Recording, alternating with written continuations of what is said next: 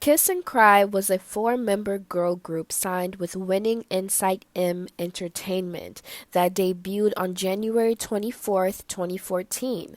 They only lasted a few months though, because shortly after their debut, the group never released any more music. So, what exactly happened to this seemingly unknown group? Well, let's talk about it. Hana, Bohi, Dia, and Soyumi joined together to create the group KISS&CRY. They released only three singles before their unofficial disbandment, two of which Dia considered herself still a soloist, as opposed to being a part of the actual group. Literally, if you look on iTunes, two of their songs, it'll say KISS&CRY and Dia, which is so funny because I thought Dia was a part of KISS&CRY, but I digress.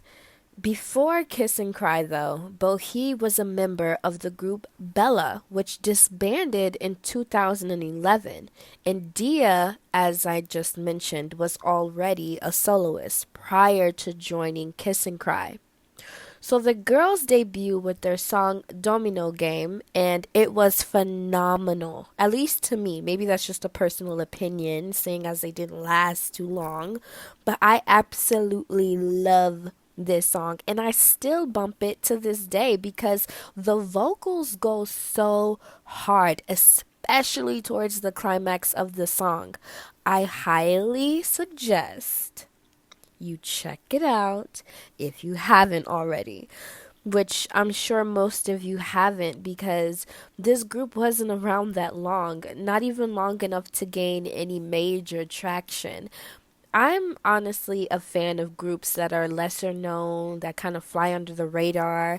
I find them to, be the most interesting. They tend to have some of the best songs, and they're like my little gems. I get to keep them and remember them even though they didn't last as long. And now that I have created this platform on YouTube, I just wanted to kind of shed light onto some of those groups, even though they're no longer together. Maybe with a little bit of attention, it's possible for groups to come back. Sometimes groups come back, sometimes they debut again under a different name. Sometimes the members, decide to go into different groups. Like, who knows? So I thought this would be good to cover, and hopefully you guys enjoy it as well. So the label announced that Hannah's contract expired and she had no wishes to renew it. So that put the group on a hiatus in September of 2014, the same year they formed. I wonder why she wanted to leave though. Hannah had powerful and beautiful vocals along with Dia. So I'm sure trying to replace her wasn't something the label wanted to do. Those are pretty big shoes to fill, if you ask me. Revenge, which came out on May 7th of 2014, was the last song KISS&CRY ever released. So, what exactly happened? Well, while Hannah was competing on Superstar K6, she exposed the real reason why the group unexpectedly disbanded. According to All K-Pop, this is what Hannah had to say during an interview for the show. She said, there wasn't as much response to KISS&CRY compared to expectations, so it was suddenly disbanded against our intentions. I'm trying not to be sad. Although we were unable to become famous and disbanded, I hope that we will come together again. And grew teary. Oh, that is so sad. So Hannah's saying that the girls didn't want to disband. They didn't ask for this. Their company weighed in on them with these heavy, unrealistic expectations. And similar to my last video, what happened to Priston, this entertainment did the same thing. They just decided to shelve them and say, okay, well, you didn't do what we thought you were going to do, so we're done. And that's very, very sad. It's very unfortunate.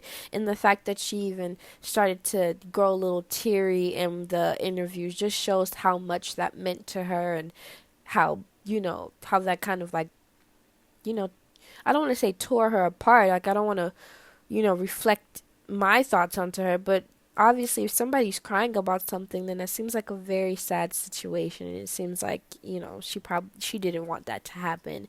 And yeah, that's again, so that's why I wanted to make this video, because maybe if these groups get enough pushback and there's enough call from the public to have them come back again, they could form together again. I mean, I thought that they were a very amazing group. Like, I thought that they could have made it, So, I don't know. It just sounds like their agency wasn't impressed with the response of the group's debut, and like I said, they just decided to give them the chop.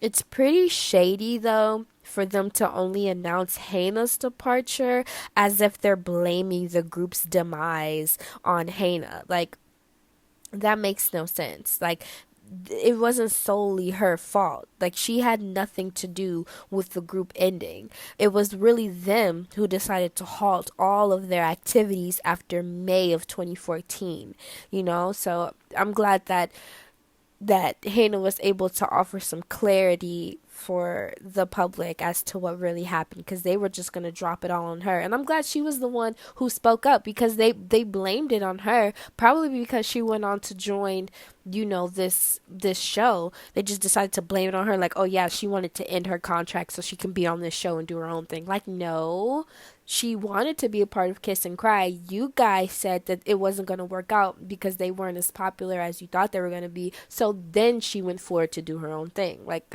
let's get it clear, people. So I'm just very glad that the truth on why they left us so soon is out there. So where are the girls now? Like, what are they doing? Well, Dia, of course, you already know, resumed her solo career, which is great because I love her music. She's actually been active since 2010 with 5 studio albums, 3 EPs, and 19 singles. So that's good for her. My favorite Dia song of all time is Paradise. That's such a beautiful, beautiful song. Please go check it out if you haven't, as well as all of her other music. She hasn't released anything since January of 2021, so I hope she comes back stronger with new music this year, seeing as it's been a whole year since we've heard something new from her. Also, there's a group called Dia, and sometimes when I try to search for Dia the soloist, I get the group instead, so beware of that, you guys, and there's just a little disclaimer there. Now, Hannah debuted again as a member of the group Matilda in 2016, but that group also disbanded in 2019 when the girls did not renew their expired contracts with their agency, Box Media. Now, I've listened to all of their music that they have out. They only have like 5 singles out, and they're all bad. Seriously, they're all terrible. And I sincerely blame the agency that they were under, because they had Hannah in their group. That woman can sing. Seriously, go listen to Domino Game and then listen to any one of Matilda's songs. Trash. Pure trash. They didn't utilize Hannah to her best ability at all. No wonder the girls didn't want to renew their contracts. I mean, if I was them, I wouldn't have wanted to renew my contracts either. I would have been like, forget this. You guys want me to sing garbage. Hot garbage at that. I mean, I feel so bad for them. They really deserved more. Hannah deserved a lot more. I'm so sad that she was failed twice now. Now, she does have one solo song out called Not So Pretty Ending. That was released on March 16th, 2015. I haven't listened to the song yet, but I will.